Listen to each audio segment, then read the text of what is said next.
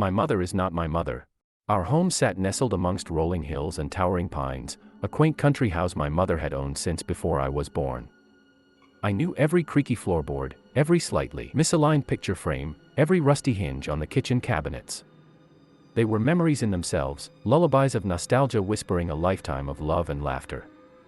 After I moved out for college and later work, it became a tradition to return home every summer, reconnecting with my roots and my endlessly affectionate mother. Mother was a constant, a beacon of light that never wavered.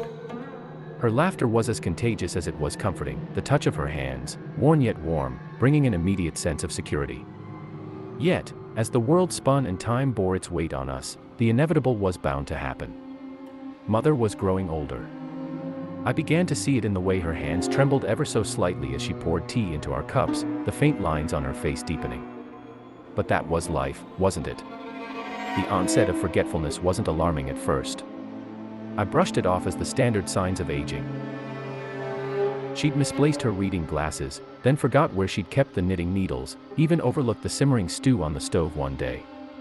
We shared a good-hearted laugh about it, attributing it to her growing years. But then she began to misplace memories. Our summer trips, the yearly traditions of exploring the Rocky Mountains together, began to fade from her mind. At first, she merely muddled the details, but eventually, they seemed to evaporate entirely. When I attempted to jog her memory with photographs and stories, she would only offer a vacant smile and nod. As if humoring me. As if these stories belonged to another world, another lifetime. Her voice, which once rang with the warmth of familiarity, started to sound distant and strange. The soft timbre, the inflection of affection, seemed slowly eroded. As the weeks passed, she fell into silences that stretched longer and deeper. I attributed it to the weariness that age brought along. Yet, I could not ignore the creeping sense of unease that was beginning to cast long shadows in my heart. Our house, usually a place of warm memories, started to feel unsettlingly strange. The silence became louder, almost deafening at times. The floorboards creaked a little more, the doors whined a little louder, and even the wind seemed to whisper secrets I couldn't decipher. Everything felt slightly off-kilter, like the world had tilted on its axis, and I was the only one feeling the shift. It was a summer of unsettling changes, a prelude to an unknown melody that was yet to be sung. The subtle shifts in my mother's demeanor continued, gradually becoming more pronounced, and so did the chilling realization that something was profoundly wrong. It felt as though, piece by piece, the mother I knew was being chiseled away, replaced by something unfamiliar. But I wasn't ready to face what my intuition was beginning to suspect, not yet. The quiet transformation of my mother didn't stop at her forgetfulness or the uncanny change in her voice. The changes crept into her mannerisms, those tiny idiosyncrasies that were uniquely hers. The way she crinkled her nose when she laughed, the gentle sway of her walk, the fond roll of her eyes whenever I said something particularly amusing, they all began to change. I watched her one evening, standing by the window, staring out at the sunset. Her silhouette looked familiar, yet the person standing there felt like a stranger. Her laughter echoed in the room, but it was empty, hollowed of its previous warmth. I found her one day, her fingers tracing the old family photos with a vacant look in her eyes. A smile lingered on her lips, but it seemed painted on, an ill-fitting mask. Every day, I would wake up and wonder if today would be the day my mother would return to me. Every night, I would go to bed with an icy dread, scared of what she was becoming. I yearned for our simple talks over tea, for her contagious laughter, for the reassuring touch of her hands, for the mother I knew and loved. Instead, I was faced with this uncanny version of her that was taking her place. Dinners became silent affairs. Conversation, that once flowed like a bubbling brook, now felt forced and stilted. Our shared memories seemed to exist in another universe, unreachable and forgotten. It was as though I was a stranger in my own home, sitting across from an imposter. I couldn't shake the feeling that something was profoundly wrong. It was a suspicion I kept hidden in the back of my mind, refusing to let it surface. Yet, it gnawed at me, whispering my worst fears into my ears. One night, I found her standing in the yard, her gaze fixed on the moon. Her white nightgown fluttered in the gentle breeze, making her look like an ethereal specter. I watched as she raised her hand towards the moon, her fingers tracing an unseen pattern in the air. It was a scene right out of a dream, beautiful yet disconcerting. The woman I saw was my mother, but her movements were unfamiliar, alien. It was that night when I finally admitted to myself what I had been dreading. This woman, this entity, was not my mother. Something had taken her place, quietly and without resistance, leaving behind an uncanny doppelganger in her stead. As the realization sunk in, I felt a shiver of fear crawl up my spine. What had happened to my mother? Where was she? And most importantly, who was this being living in our house, wearing her skin, mimicking her voice? My world was spinning, the foundation of my reality shaking. The horror was now not just a whisper in the back of my mind.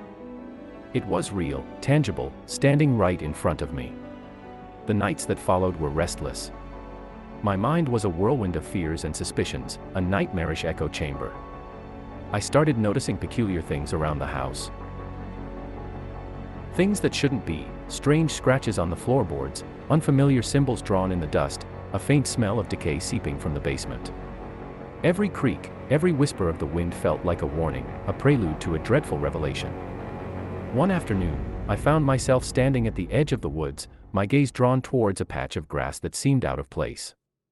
It was a little too green, too vibrant amidst the otherwise serene landscape, as if it was desperately trying to conceal something. Curiosity led me to it, my heart pounding against my ribcage. The closer I got, the more I noticed the subtle signs. The soil seemed recently disturbed, the grass was freshly grown, and there was this inexplicable sensation of unease emanating from it. The suspicion had already taken root in my mind, but I was reluctant to let it bloom. Yet, the pull was too strong. I fetched a shovel from the shed and started digging. Each shovelful of dirt I removed felt heavier than the last, like I was unearthing not just the soil but the dreadful truth buried within. After what felt like an eternity, my shovel hit something solid. My breath hitched in my throat, and my hands trembled as I cleared the remaining soil. My heart sank as I uncovered a lifeless hand, delicate and all too familiar. Tears welled up in my eyes as I uncovered the rest, revealing the horror buried beneath. My mother. My real mother, lying lifeless in a shallow grave. Her peaceful face was a sharp contrast to the terror that was strangling my heart. A scream of denial was lodged in my throat, but no sound came out. I fell on my knees, my tears mingling with the dirt. My hands, coated in the earth that was supposed to nurture life but was now a keeper of death, trembled uncontrollably. Grief tore through my chest like a jagged knife. I'd found her. I'd found my mother. A rustle behind me wiped away the tears in my eyes, replaced by a freezing dread that clutched my heart. I turned around slowly, and there it stood. The entity, the imposter, watching me from the edge of the woods. It was devoid of any emotion, an icy calmness resonating from its gaze. It was a grotesque mirror image of the woman it had replaced. In that moment, the thing that wore my mother's skin seemed to transform before my eyes. It didn't move, but I saw it, an alien ferocity replacing the placid expression. I was frozen, a rabbit caught in a snake's gaze, the grim spectacle of my mother's grave laying bare between us. Without warning, the imposter lunged at me, its movement unnaturally swift. Adrenaline kicked in, and I pushed myself off the ground, running away from the horror that was my home. The woods were a blur as I sprinted through the trees, branches lashing at me, the earth uneven under my feet. Behind me, I could hear it, its heavy footsteps and guttural sounds. My mind was screaming for survival, my heart pounding in my chest like a desperate drum. I reached my car parked on the driveway, fumbled with the keys, the metal biting into my palm. A quick look back, I saw it emerging from the tree line, a silhouette of terror in the dim moonlight. With a surge of dread, I started the engine and gunned it down the dirt road. In the rearview mirror, the house and its monstrous inhabitant grew smaller until they were nothing more than a speck in the distance. A nauseating mix of relief and terror washed over me as I drove away from the living nightmare.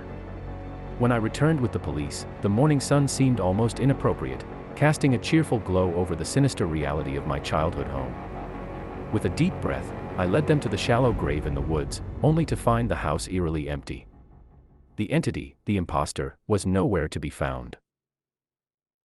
The police dug up the grave, the reality of my mother's fate confirming the chilling truth I had discovered. But the thing, the creature that had replaced my mother, had vanished, leaving behind nothing but a chilling void and a house haunted by its memory. As we left the scene, the once familiar sight of my home stood as a ghostly shell against the rising sun, a monument to an unspeakable horror. The summer had ended, taking with it my mother and my innocence. All that was left was a harrowing tale of deceit and fear, a memory that would forever be etched into my soul. The entity had disappeared without a trace, leaving me to grapple with the chilling uncertainty of its whereabouts, the dread of its return ever present in the back of my mind.